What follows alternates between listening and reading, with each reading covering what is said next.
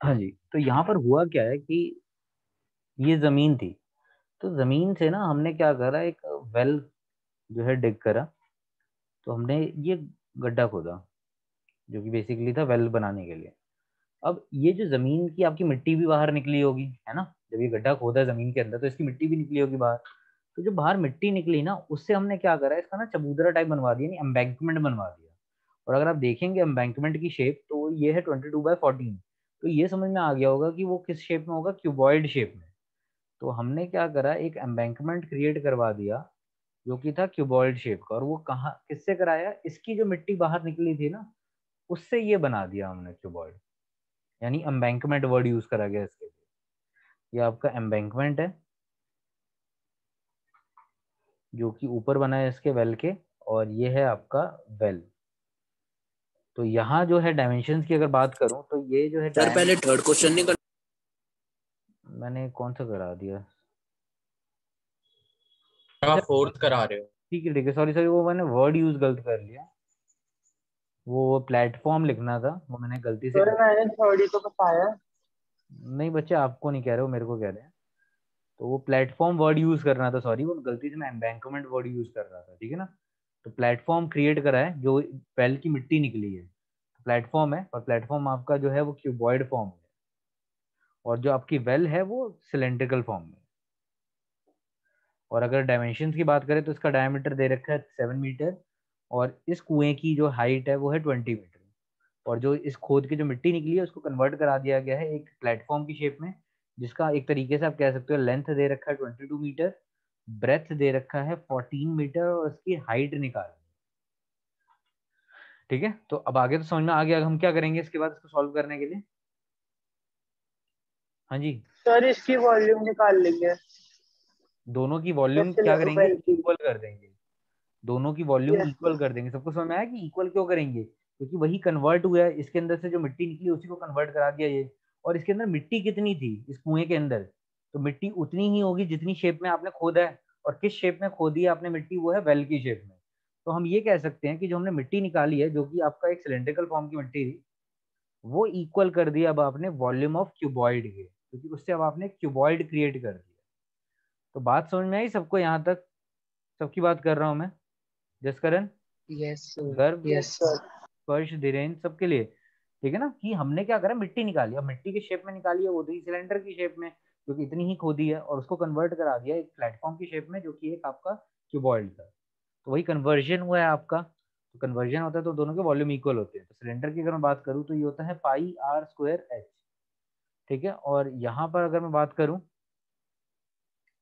धीरे ना भाई, वॉल्यूम ऑफ क्यूबॉइड होगा जो कि होगा L × V × H। तो अलग अलग आप अल्फाबेट से डिनोट करो कि यहाँ पर वॉल्यूम ऑफ सिलेंडर इक्वल हो गया वॉल्यूम ऑफ क्यूबॉइड की। अब वैल्यू पुट करनी है हमने, यहाँ पे वैल्यू पुट करते हैं। तो 22/7, डायमीटर था 7, तो रेडियस हो जाएगा 7/2।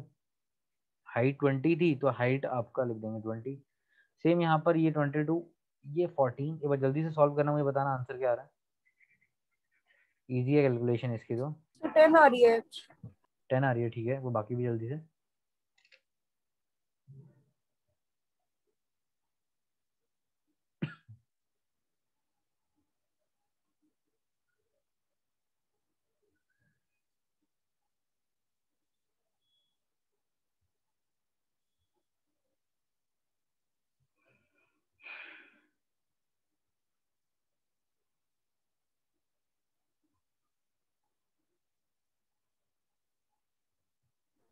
सुबह में गलत है, मैंने डायमीटर को रिड्यूस नहीं किया। कोई, अब देखते हैं। तो 7 से 7 गया यहाँ पर, 2 × 1 = 2, यहाँ पे 11 आ गया, यहाँ पे ये गया 10 आ गया। तो जो जो नॉर्मल कैलकुलेट हो सकता था वो तो कर लिया हमने। 1 7 और यहाँ 10 आ रहा है, और ये 22 डिवाइड होके नीचे आ गया, 14 भी नीचे आ गया। तो 11 से गया ये 22, इधर 2 आ गया, इधर ये गया 770 आएगा आंसर। एच 775/2 आ रहा है भाई। इससे 5/2 मेरा पहले को अपॉन 2 निकाला था उसको डायमीटर को। 5/2 आ रहा है, नहीं 2.5 आ रहा है। बस चेक करो, देखो सारे कैलकुलेशन आपके सामने ही करी, पहले इतना पार्ट सॉल्व करा, ठीक है, तो हमारा बचा 11, 7 और 10, और ये 22/14 था, यहाँ मल्टीप्लाई इधर आके डिवाइड हो गया, सारी चीज़ें इजीली कट गई हैं। एक बार मैं ना कैलकुलेशन वाला पार्ट देखो दोबारा बता देता हूँ, जिनकी कैलकुलेशन में दिक्कत है। कैलकुलेशन में हुआ क्या है, हमारे पास जो था 22/7, फिर आपके पास रेडियस था 7/2, यहाँ पे भी 7/2, और हाइट थी हमें गिवन कितनी है, कहाँ गया, हाइट हाइट ये हाइट सर 2.5 ही आ रही है। 20 है। और हाँ बस एक बार मैं चेक करवा रहा हूँ बस, और यहाँ 22 आ गया नीचे, और 14 भी आ गया नीचे, तो यहाँ खाली h बचा था, बस इसको सॉल्व करना आपने। 22 से 22 डायरेक्टली काट दो, 7 से 7 डायरेक्टली काट दो, और 7 बनता 7 2 था, तो ये काट दिया 10 से, यहाँ काट दिया 5 से। देखो मैं सारी चीजें एक तरफ लाके काट रहा हूँ, तो 5/2 ही आ रहा है, तो यार 2.5 ये फाइनल आंसर यार है। ठीक है, तो यहाँ पर कैलकुलेशन भी कर दिया मैंने। अब इसी से मिलता जुलता क्वेश्चन है अगला, जो क्वेश्चन नंबर 4 है, सेम वो भी वेल वाला ही है, पर इस बार थोड़ा सा डिफरेंट हो जाएगा, क्योंकि जो है ऊपर जो अब जो मिट्टी निकाली है उससे हमने क्या बनाया, क्यूबॉइड ना बना के रिंग शेप बनाई है। और रिंग के लिए आपको याद करो एक वॉल्यूम का फॉर्मूला लिखवाया था मैंने स्टार्टिंग में, पढ़ लो पहले एक बार क्वेश्चन, ठीक है, ज्यादा क्लैरिटी पढ़ के सर नहीं। वो दोनों फिर इक्वल होंगे सर, वो रिंग का फॉर्मूला और ये हाँ जी इसका फॉर्मूला, वेल प्रोडक्ट ठीक करके। है, ठीक है, पहले जल्दी से पढ़ लेंगे सारे क्वेश्चन।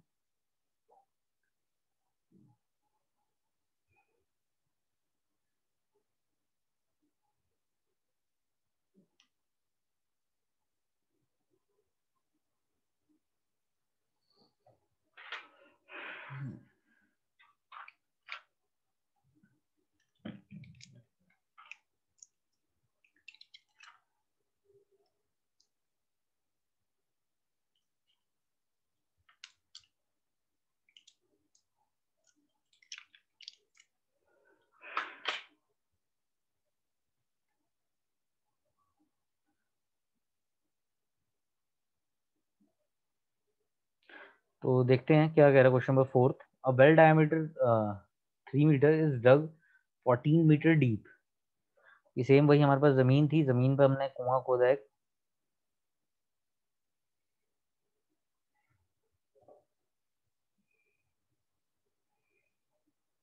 ठीक है, और डायमीटर हमें दे रखा है कितना है 3 मीटर, और हाइट हमें दे रखी है 14 मीटर,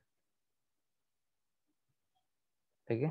और इसकी जो मिट्टी निकाली है ना हमने, वो क्या करा है, evenly spread out and sorry कहाँ है, the earth taken out is it has been spread evenly all around it in the shape of circular ring of the width 4 meter to form an embankment. तो देखो ये figure थोड़ा ध्यान से समझना मेरी बात, जिन्होंने रियल में अगर वेल वगैरह देखा होगा तो उन्होंने देखा होगा कि वेल को कवर करा जाता है ईंटों से ऊपर से, ताकि कोई गिर ना जाए उसके अंदर ही, यस सर।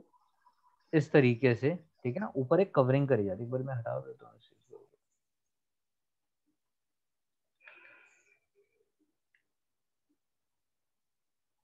यहाँ 2 था, तो वो कुछ इस तरीके का होता है शेप, देखने में पत्थर का बना होता है, और ये बीच में जो है खाली एरिया होता है जिसके अंदर वो बाल्टी डालते हैं, ऐसे इसके अंदर बाल्टी डाल के पानी निकाला जाता है, इस तरीके से होता है, ठीक है ना। अब ये जो बाहर वाली शेप है ये है रिंग शेप, ठीक है। और ये बीच वाला जो पोर्शन होता है ये आपका हॉलो पोर्शन होता है, यानी ये खाली पोर्शन होता है। इसके अंदर हम क्या करते हैं, बाल्टी वाल्टी डालते हैं, कोई सामान डाल के पानी निकालना होता है तो इससे निकालते हैं, बीच वाला होता है खाली पोर्शन। और ये जो नीचे वाला शेप है वो है सिलेंड्रिकल शेप। अब क्वेश्चन जरा ध्यान से सुनना, यहाँ पे जो है कि ये वाली मिट्टी निकाल के, सिलेंडर की मिट्टी निकाल कर हमने क्या करा, मिट्टी को जो है एम्बैंकमेंट बनाया है, एम्बैंकमेंट मतलब रिंग शेप बनाई है।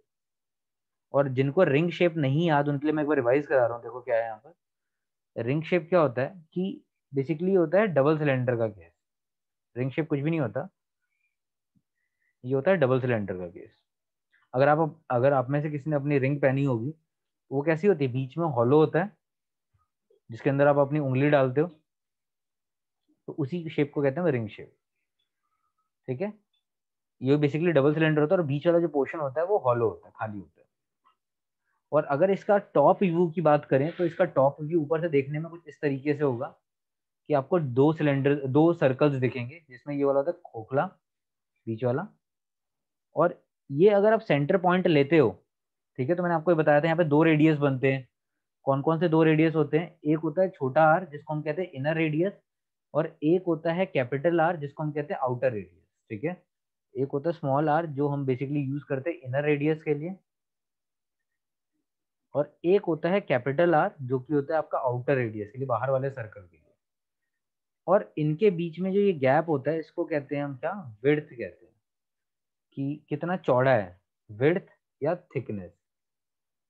और इसी की वजह से आपको एक फॉर्मूला बना के बताया था मैंने कि अगर आपको बड़ा आर निकालना हो यानी आउटर आर निकालना हो, तो उसके लिए हम छोटे आर में क्या ऐड कर देते हैं? विड्थ को ऐड कर देते हैं। याद आया?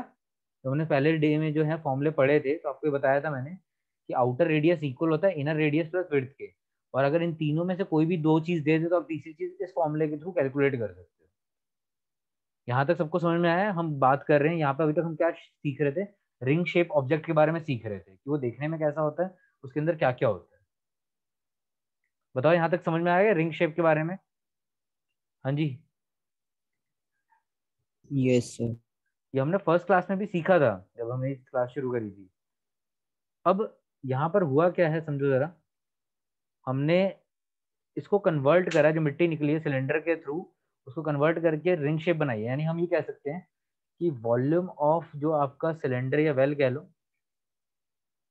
वो इक्वल होगा किसके? वॉल्यूम ऑफ रिंग के।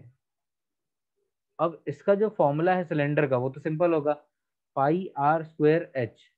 और इसका जो फॉर्मूला होगा, ठीक है ना, इसको मैं कैपिटल एच से डिनोट कर देता हूँ, कैपिटल एच से दे देते हैं ताकि कंफ्यूजन ना। और इसका याद है फॉर्मूला? कोई बताएगा मुझे क्या फॉर्मूला था इसका? हाँ जी, किसी को याद है इसका क्या फॉर्मूला बताया था मैंने वॉल्यूम ऑफ सर रिंग ये का? होता है volume of bigger cylinder minus smaller cylinder. हाँ, वेरी गुड। कि हम क्या करते हैं कि अगर ये शेप की बात करूँ तो पहले पूरे बड़े वाले का वॉल्यूम निकाल के हम अंदर वाले का वॉल्यूम माइनस कर देते हैं। तो जब कॉमन लेके फॉर्मूला अगर हमारा बिल्ड होता है, वो फॉर्मूला होता है pi h r square minus r square. ठीक है, जहाँ पे फर्स्ट डे आपने फॉर्मूले नोट करे होंगे तो वहां पे देखना यही फॉर्मूला आपको लिखवाया हुआ है, pi h r square minus r square. बस आपने अब वैल्यू पुट करनी है, तो पाई से पाई सॉल्व हो गया।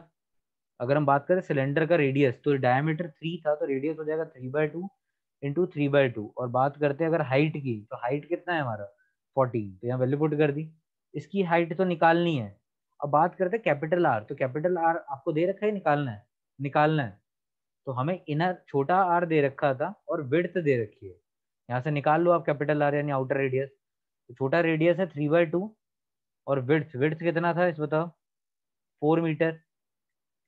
तो जब आपने सॉल्व करा तो ये आ गया आपका कितना? 3 + 8 यानी 11/2 आ रहा है। तो ये आ रहा है 11/2 स्क्वायर माइनस 3/2। ठीक है, अब सॉल्व करना है आप लोगों ने, जल्दी से करो। यहाँ हमने क्या करा है? कैपिटल आर निकाला है। कैपिटल आर क्यों निकाला है? क्योंकि फॉर्मूले में कैपिटल आर की रिक्वायरमेंट है। और कैपिटल आर निकलता कैसे? ये इस वाले फॉर्मूले। करो बच्चों एक बार जल्दी से आंसर बताओ क्या आ रहा है।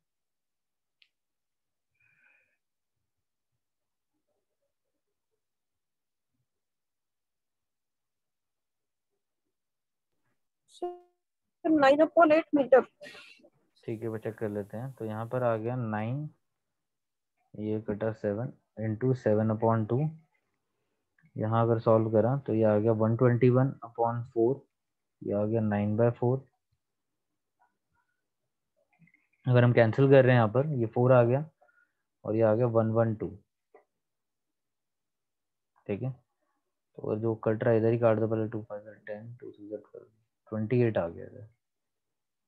ठीक है, 28 है आंसर। नहीं सर, नहीं नहीं नहीं। ये 28 मल्टीप्लाई हो रहा है ना यहाँ पर, इसको उधर जाके डिवाइड कर देंगे तो ये आ गया 4। हाँ, 9/8 ही आ रहा है। ठीक है, यही हमारा आंसर है कि आपके पास जो एम्बैंकमेंट यानी फिर जो जो रिंग की हाइट है वो कितनी है? 9/8 मीटर, यानी 1 पॉइंट जो है 1.1 समथिंग आएगी। अगर सर पॉइंट में इसे बोलो वो कन्वर्ट करना है डेसिमल में? नहीं, रहने दो। ठीक है, यहाँ कोई चेक वेक नहीं करना, तो इतने पोर्शन को आप छोड़ सकते हो। जैसे वहाँ तो कंपलसरी था चेक करना, इसलिए हमने डिवाइड करा था, वरना आप छोड़ सकते हो यहाँ पर। ठीक है, अगर नीचे 10 का बेस हो ना तो फिर आप डेसिमल में कन्वर्ट कर दिया करो, इजीली हो जाएगा, या फिर जब रिक्वायरमेंट हो तब, वरना फ्रैक्शन में छोड़ सकते हो आंसर, ये सही माना जाएगा। तो 9/8 मीटर आंसर। यहाँ तक सबको समझ में आ गया question number 1 to 4? Yes sir. ठीक है, अब कितने क्वेश्चन रह गए इस एक्सरसाइज के? ये 2 ही रह गए हैं। अच्छा ये 3 और है। ठीक है, तो होमवर्क सिंपल सा ये है कि आज डे है वेडनेसडे है, ये क्वेश्चन ट्राई सर कर। फ्राइडे है। अच्छा फ्राइडे है, सॉरी। तो आपको ना एग्जाम्पल 1 to 11 कंप्लीट करके मुझे अभी, क्योंकि मैंने एग्जाम्पल आपसे मांगे नहीं है, पीडीएफ भेजना है। एग्जाम्पल 1 to एग्जाम्पल 11 सबका कंपलसरी मेरे पास जो है होमवर्क का पीडीएफ आ जाना चाहिए। ठीक है, ये आपका होमवर्क है। सर कब तक? ये आपका जो है संडे तक भेज देना, तो ना मंडे बोलूंगा तो फिर क्लास से 5 मिनट पहले भेजोगे आप। ठीक है, तो मुझे संडे तक ये होमवर्क कंप्लीट करके भेज देना, एग्जाम्पल 1 to 11 सारे जो है मुझे भेज देंगे ये वाला क्वेश्चन। ठीक है ना, क्योंकि इसके अंदर भी Okay, काफी sir. ज्यादा इंपॉर्टेंट क्वेश्चन है, जब तक प्रैक्टिस नहीं करोगे तो आपको समझ में नहीं आएगा कौन सा इंपॉर्टेंट है। तो आप एक बार ये ट्राई सारे करना आप लोग। ठीक है, तो क्लियर है यहाँ तक? कोई डाउट कुछ पूछना हो? सर संडे को एपी की क्लास है? हाँ संडे को एपी की क्लास होगी। ठीक है ना, संडे को एपी की क्लास होगी। सर टाइमिंग्स क्या है? टाइम मैं जो है आपको स्टार्टिंग से कल, होगी एपी। कल मुझे एक बार मुझसे पूछ लेना, मैं आपको कंफर्म कर दूंगा। नहीं बच्चे, वो इनका एपी का रहता है, इनका जो है क्लासेस मिस हो रही है। सर टेस्ट भी है ना सर कल? हाँ पूरा दिन तो नहीं होगा ना, 1 घंटा मैं निकाल लूंगा क्लास के लिए, आप जो है फ्री रहना 1 घंटा। ठीक है ना, तो मैं आपको सैटरडे मुझे जो है अपना टेस्ट का टाइम कंफर्म कर देना, मैं आपकी फिर इस अकॉर्डिंग क्लास रख दूंगा। ठीक है, यहाँ तक क्लियर है सबको? Okay sir. सर साइंस का टेस्ट संडे को है। कब है? संडे। हाँ तो मैंने भी तो यही बोला कि क्लास जब भी होगी वो टेस्ट से आगे पीछे आप रख लेना, कोई दिक्कत नहीं है। ठीक है, और क्लास उनकी रख रहा हूँ जिनका एपी पेंडिंग चल रहा है ना। ठीक है ना, उनके लिए रख रहा हूँ एपी की क्लास में। सर मेरा भी है। हाँ हाँ, जिनका भी है वो एपी की क्लास, मुझे बस आप टेस्ट का टाइम कंफर्म कर देना कल तक कितने बजे है, फिर उसके अकॉर्डिंग मैं अपनी क्लास रख लूंगा एपी के लिए। क्लियर है यहाँ तक सबको? बताओ। Yes sir. हाँ जी ठीक है। Hello hello sir. हाँ स्पर्श बोलो। सर आप एपी की जो ऑप्शनल एक्सरसाइज है वो कब कराओगे? एपी की ऑप्शनल एक्सरसाइज मैंने तब का सोचा जब सबका एपी कंप्लीट हो जाएगा ना बच्चे, तभी कराने का फायदा, वरना फिर वही होगा, आधों का रह जाएगा आधों का नहीं होगा। तो एक बार इनका 1-2 क्लासेस में इनका कंप्लीट हो जाएगा। ठीक है ना, तो पहले ये चैप्टर भी तो अभी कंटिन्यूएशन है, मैं ऐसा भी नहीं कर सकता ना इसको बीच में रुकवा कर मैं एपी की ऑप्शनल करा दूं। तो ऐसा हो जाएगा कि उनका एपी भी कंप्लीट हो जाएगा, ये चैप्टर भी आपका कंप्लीट हो जाएगा, देन फिर मैं एपी की ऑप्शनल एक्सरसाइज दे दूंगा। Okay sir, okay sir. हाँ जी।